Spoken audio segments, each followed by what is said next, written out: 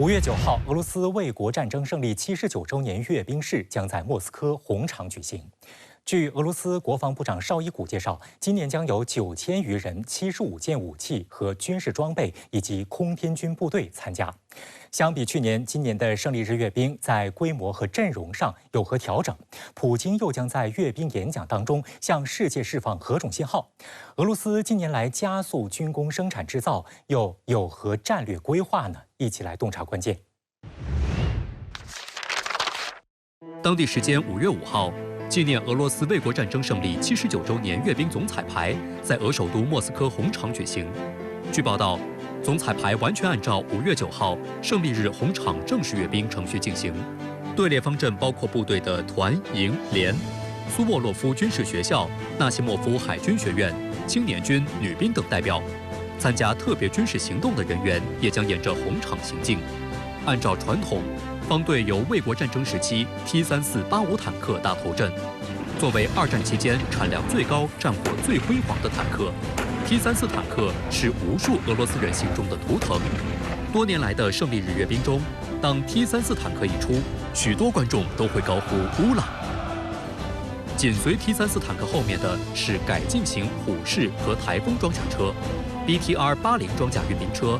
伊斯坎德尔战役战术导弹系统、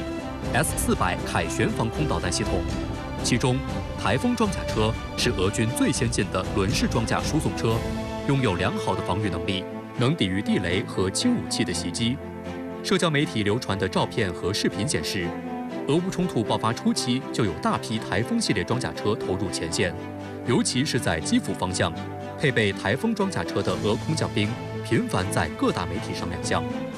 作为一种战略核武器，亚尔斯车载洲际导弹压轴登场。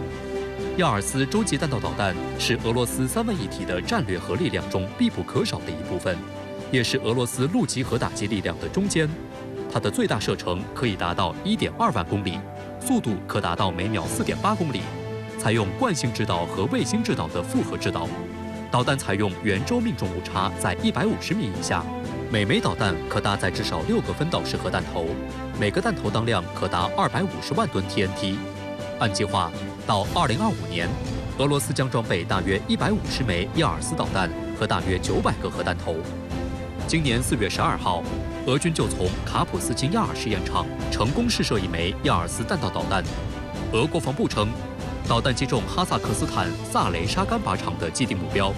测试结果证实了俄导弹在确保俄联邦战略安全方面的高度可靠性。俄军在前线需要大量坦克以及履带式装甲车辆，因此俄方几乎把每一辆能用的坦克和履带式装甲车辆都送到前线去了。这就使得阅兵彩排除了二战时期的T-34-85作为坦克代表之外，再无其他任何坦克和履带式装甲车辆。受阅武器装备方面，今年只有70来件，而2022年和2023年分别有131件和125件，可见今年缩水程度非常明显。这种情况呢，反映出的情况就是今年俄罗斯红场阅兵注重节俭，不像之前那样追求场面上的盛大了。当然也不排除另外一种情况，就是缩小红场阅兵规模不会给外界留下俄罗斯军事实力下降的印象，因为俄军最近在战场上的表现更能体现俄罗斯军事实力。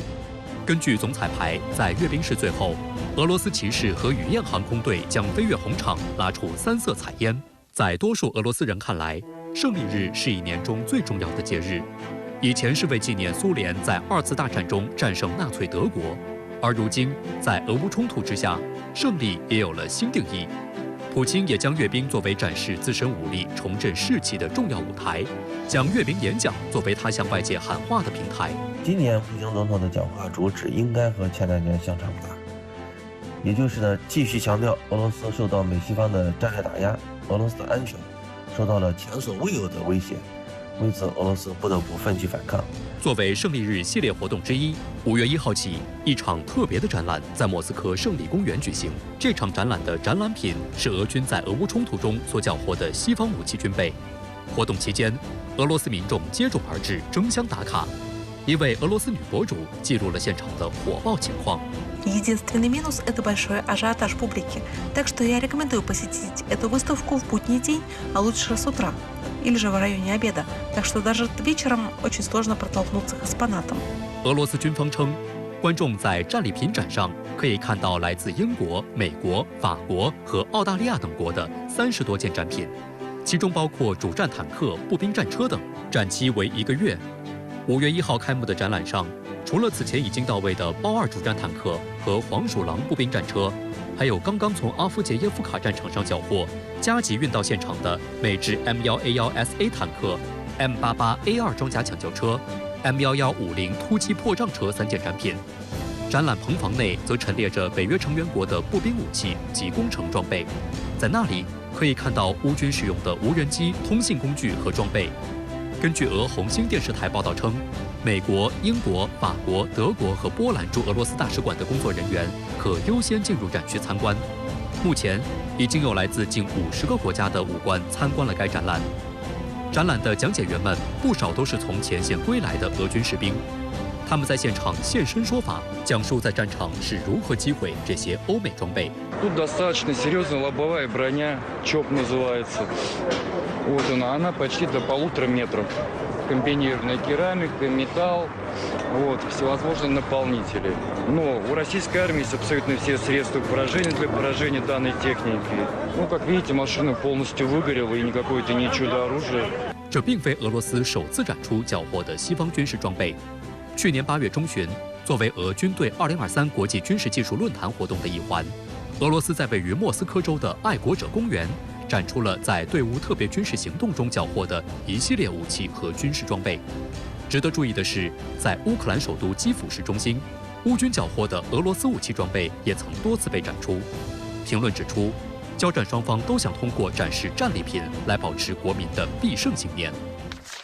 那孙先生，您怎么来看今年俄罗斯胜利日阅兵的这个规模？它将呈现怎样的特点？那我觉得今年的阅兵，跟之前不一样的是，这个除了俄乌冲突这个背景之下呢，也是在普京总统刚刚宣誓就职之后，通过这种阅兵这种方式呢，向外宣示就是俄罗斯非常坚定的一种，我觉得是一种求胜的一种战略意志吧。孙先生，实际上从去年以来呢，俄罗斯的军工生产就是这个如火如荼啊。您觉得目前俄罗斯的这个国内武器，它的这个自主研发，包括它的制造的能力情况怎么样？对俄乌冲突未来的局势有什么影响？俄乌冲突变成消耗战之后呢，其实俄罗斯就大规模进行这种军工的生产。冷战以来，苏联时期的形成的非常强大的军工生产体系，实际上我觉得是被激活了。是俄罗斯去年的经济增长3.6%，实际上是涉及军工生产的一些边疆地区的增长率可能是2位数，20%-30%。现在俄乌在战场上越来越战争形态在往后退。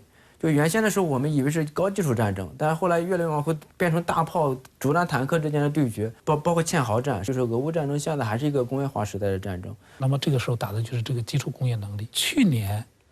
俄罗斯这个收入增长最快地区那是阿穆尔，187%，原因就是阿穆尔这边有这个共青团的这个飞机生产吧。大家说这个制裁以后，这个飞机生产能力不行了，但是实际上卫星图片显示，在战前停机坪上停的一般是7、8架，到去年10月份的时候20架，今年春天的时候，他们这个西方的间谍卫星照出来是35架，就是它在加速生产。那这样大规模的这种武器的生产啊，很多网友都好奇，这个钱从哪儿来？是我们理解的简单的卖了石油、卖了天然气之后，这个钱就运补到这个军工生产当中去吗？它有不同的渠道，军工产业加足马力生产，它可以刺激带动相关的经济的这么一种发展，它的进口替代、平行贸易和第三方的进出口贸易的增加等等，都会带来一定的收入。普京在他的这个国情咨文里面，他讲到呢，居民投资军工项目啊，超过50万卢布就可以免税，然后呢，这个投资500万卢布还有其他的优惠，这样呢，通过财政的这个资金的这种启动，把社会资金，然后呢转移到国内投资里面。实际上，这个经济它是个循环和流量过程。去年呢，这个油气行业它对 GDP 的贡献下降了58.几%，但是它这个非油气产业这个增长特别多，它增长26.几%，结果造成了俄罗斯去年的财政收入里面主要来自于制造业，然后这个税收成了他的现在军工投入的一个新的来源。现在哪些产业方面加码？你像这个机械制造、电子、皮革，以及这个军服里面用的，那个增长分别达到58%、47%、36%，跟军工没关的，你像造纸，和这个木材，然后它实际上是下降的，也说明这个俄罗斯整个这个经济呢，它通过这个军工订单拉动了整个制造业下游130多个环节的这种增长。2023年，俄罗斯国防开支为6.4万亿卢布，在2024年的预算当中的国防预算进一步扩大到了10.8万亿卢布，增幅超过70%。国家预算的约30%都是用在这个军费上啊。你觉得如此庞大的军费开支会对俄罗斯经济产生什么样影响？现在俄罗斯生产这个商品主要是武器装备。假如说这个战争在未来结束了，俄罗斯老百姓手里面的钱去买什么东西？虽然说 GDP 看上去还不错，成绩单不错，但是带来的是什么？整个俄罗斯社会财富的一种损耗，损耗到哪？就损耗到战场里面去了。军工呢，只是现在短期的，它需要一个长期的，然后呢，这个形成俄罗斯自己的有生命力的这样一种经济循环系统。这种经济循环系统呢，它必须基于这个制造业的复兴，必须基于俄罗斯的这种技术主权和这个生产链的这种安全，然后呢，才能够呢实现这种经济增长的持续久远。我们也看到了这个莫斯科股市去年的表现里面非常有意思的是，这个能源行业、资源行业它的盈利水平都在下降，甚至呢这个俄气还出现了6000亿卢布的亏损。但是呢，它的制造业、它的零售业和它的这个餐饮服务业的这上市公司盈利水平大幅度提高。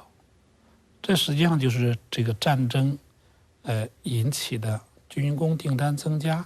然后再引起的整个这个制造业复兴。如果是这个军事开支它在这个短期内，然后它没有损伤到整个社会财富水平的缓慢提升，又改变了经济结构，它可能反而是一个比较好的事情，好的一个促进因素。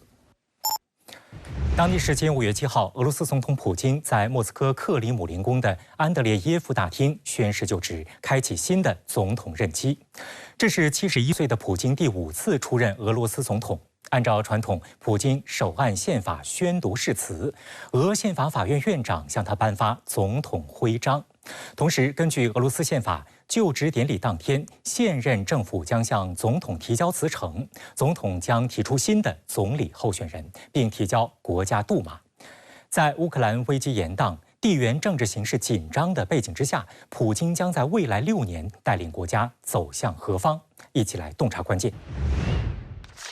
5月7号中午，普京从总统官邸办公室出发，乘坐俄国产阿鲁斯总统专车抵达克里姆林宫，在门廊听取克里姆林宫警卫长的报告。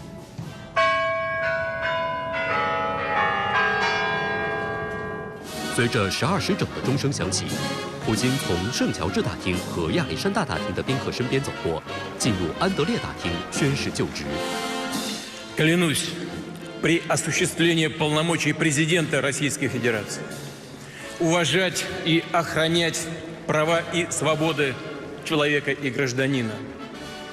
соблюдать и защищать Конституцию Российской Федерации, защищать суверенитет и независимость, безопасность и целостность государства, верно служить народу. 普京他第一次担任总统的时候，当时俄罗斯的第一任总统波利斯·叶利钦把这个总统的这个权力交给普京的时候，就给他说：“你要珍惜俄罗斯。”叶利钦就叮嘱他。那么到现在已经20多年过去了，普京已经是第5次就担任这个俄罗斯的总统。他还是牢牢地记住了叶利钦的这个嘱托，还是就是说要把安全和人民的利益放在一切之上。回首24年前，2000年，普京以53.4%的得票率第一次当选俄罗斯总统。他在就职演说中说：“我们有共同的目标，我们希望我们的俄罗斯成为一个自由、繁荣、富裕、强大、文明的国家。”一个让其公民与世界感到自豪和尊重的国家。在本次大选中，总统办公厅啊，包括普京的这个竞选委员会啊，都做了一些精心的安排、周密的布局，包括哪些候选人参加，而且呢进行了大量的动员。Уверен, мы достойно пройдем через этот трудный, рубежный период, станем еще сильнее и обязательно реализуем долгосрочные планы и масштабные проекты, направленные на достижение цели развития. 本国支付系统 MIR 以及本土金融信息传输系统 SPFS， 以减少对现有以美元为中心的全球货币支付与金融体系的依赖。俄乌冲突爆发以后呢，西方对俄罗斯进行了这个大量的制裁，这个应该说是可能是空前的。加上2014年克里米亚之后对俄罗斯的制裁，现在可能政府呢也做了其他的一些投资俄罗斯经济就是和外界想的那个确实越倾斜。今年俄罗斯的军事预算占俄罗斯政府总支出的30%以上，令人啧舌。这也说明在俄乌冲突依然持续的情况下，俄罗斯只能军事优先。再苦不能苦军队，军工产业短期对俄罗斯经济的提振效果是立竿见影，但是军工产业不可能永久拉动俄罗斯经济。随着时间的推移，军工产业对经济的拉动作用是呈现递减趋势的，这是经济规律。所以，如果军工产业一家独大，会逐渐导致经济结构畸形。从长远看，是会损伤俄罗斯经济发展的后劲儿的。Мы не отказываемся от диалога с западными государствами. Выбор за ними. 普京在5月7号的就职演说中称，对所有视俄罗斯为可靠和诚信伙伴的国家，俄罗斯一直也将继续对加强与这些国家的良好关系持开放态度。事实上，这些国家在全球占到多数。普京强调，俄罗斯并不拒绝与西方国家对话，选择权在西方国家手中。与此同时，俄罗斯开始积极向东看。去年，俄朝关系不断升温，外交互动明显增加。2023年7月25号，俄罗斯国防部长绍伊古对朝鲜进行为期2天的正式访问，这是俄罗斯国防部长10年来首次访朝，致力于推动两国的军事合作。同年9月，朝鲜最高领导人金正恩访问俄罗斯，与普京进行历史性会晤，并提出进一步密切朝俄战略合作。还与俄国防部长绍伊古讨论了加强俄朝武装力量和国防安全合作等实际问题。10月，俄外长拉夫罗夫访问朝鲜，这是5年来俄外长首次访问朝鲜。拉夫罗夫表示，俄朝关系达到了新的战略水平。他现在这个和亚洲国家的这个贸易额已经迅速的由过去的20%增长到70%左右。俄罗斯一直非常重视印度他认为印度这个市场规模也比较大，人口多。现在大量的能源也在向印度转向。俄罗斯现在你比如和伊朗在搞这个南北走廊的建设。你比如说像土耳其是俄罗斯非常重要的一个伙伴，因为在和西方关系严重恶化的这种背景下，土耳其毕竟是一个和西方还能谈得上的一个关系的国家，它是北约成员国嘛，而且土耳其在黑海的这个地位也比较重要俄罗斯也需要土耳其的这种能源市场、粮食市场。所以实际上俄罗斯现在在外交在积极的东进南下主要是就是适应新的外部环境，打破西方的外交孤立吧。5月7号，普京宣誓就职，正式开启新一届的俄罗斯总统任期。那么这一次就职演说当中，普京的这个讲话有哪些值得关注的内容？未来6年，普京的工作重心又是什么呢？我认为他是要建立一个有俄罗斯特色的这样一个和精英共同治理这个社会的这样一个政治结构。这个政治结构呢，应该是他下一个任期里面很重要的内容。但是这种治理怎么样有效，怎么样上传下达，怎么样没有中梗阻，怎么样能够实现这个有效监督，这个呢是他下一任期里面很重要的。其实我看到有些数据表明，就是70%以上的俄罗斯人是认为这个国家是走在一个正确的方向上。对于俄罗斯来讲，就是普京当政这些年，实际上是激发了俄罗斯整个社会和民族的一种大国的一种梦想。俄罗斯人会认为说，现在是欧洲人或者是美国人、西方人把俄罗斯逼到一个非常局促的一个位置。徐先生，您去年6月到11月的时候2次分别去到俄罗斯，第一次是考察了莫斯科，还有这个圣彼得堡；第二次是哈巴罗夫斯克，还有这个叶卡捷琳堡。那通过您的近距离观察，觉得俄乌冲突对俄罗斯的这个社会经济发展有产生了什么样的影响吗？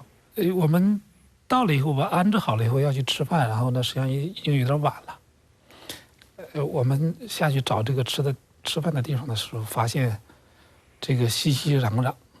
座无虚席，然后呢，这个歌舞升平，感觉不到战争的这个气息。后来我们就这个事儿就咨询他们，他讲得很实在，他说，是有战争，但是战争呢现在被限制在乌克兰境内，然后战争呢有消耗，但是呢整个的这个俄罗斯的这个对于市场的短缺反应非常快，然后它的这个制裁，这个最初造成的经济混乱和生产链的这种混乱，只在2022年3月到5月，6月份经济就开始。我们这个经济学术语叫环比，就开始稳定和增长。当地人的收入怎么样？这个去接我们的是一个网约车司机，这个司机这个车开得非常快，一看，哎呦，江淮汽车。我说你开慢点他说这个车性能非常好。我说你要爱惜这个车。他说他说我要争取呢2年换一台车。我说你挣多少钱？他说我1个月的这个收入。是20多万卢布，那相当于人民币2万块钱。哦，那相当不错。对呀，我就很惊奇，我说你怎么可能一个司机收入这么多呢？然后我们就去那个访问那个乌拉尔联邦大学，他说这个居民收入确实这个不错的，这个15、16万卢布是正常的，就合人民币呢就12000块钱。所以说这个很有意思，确实是它是一种凯恩斯经济繁荣，或者叫战争经济繁荣。但是不可否认的是，在俄乌冲突的一段时间之内，俄罗斯经济面临着一阵的阵痛啊。那你觉得俄罗斯经济是如何挺过来的？大家总觉得，这一制裁俄罗斯经济不得崩了吗？但是俄罗斯经济的金融化程度特别低。举个例子，俄罗斯这个固定资产投资，它那个资金来源60%来自自有资金。这个只有少量的来自股市和来自银行，特别是银行贷款只占13%，然后还有一部分这个海外这个融资，它政府投资是17%。那你想想，它都不依赖金融市场，那你说你金融市场崩了，它对它实体经济，它自己家里的钱呢？然后在这种情况下呢，就是它金融市场冲击对实体经济冲击实际上是非常微弱的，就是传导率。我们算了一下，那个系数可能就不超过0.2，美国是1，那你金融制裁它就不会对实体经济造成非常严重的冲击。虽然说俄罗斯的金融化水平比较低，但是要有一点是什么？就俄罗斯的精英是全球化水平很高的。就是在这个过程中，大概有几十万，甚至有人也说有上百万俄罗斯人出去了。所以说，我觉得这种资源的开发是需要成本的，是需要进入市场体系的。普京的这种想法、这种构想，包括这种转型的图景，看起来是比较美好的，但是呢，我个人认为是比较难的，因为任何的发展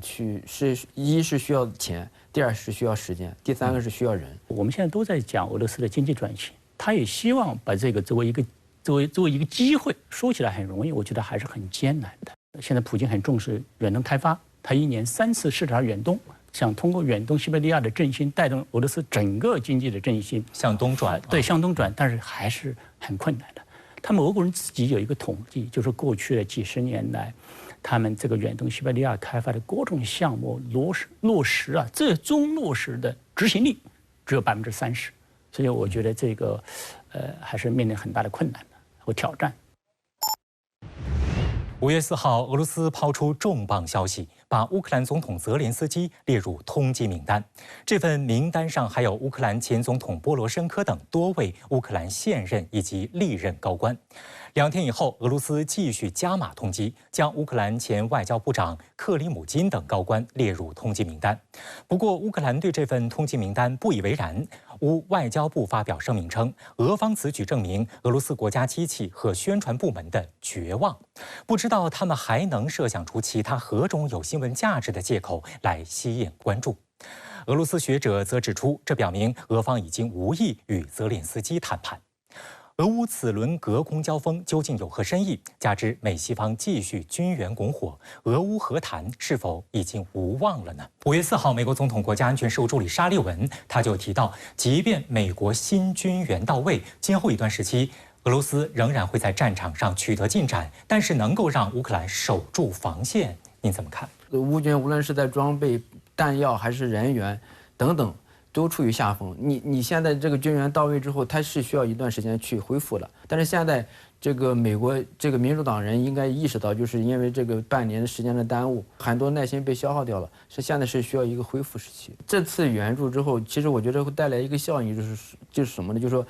美国不断的去突破原来的那种限制，自我设计的一些红线。欧洲的盟国对在俄乌战场的这种态度在发生变化，比如说德国，你要不要去支援这个金牛座导弹？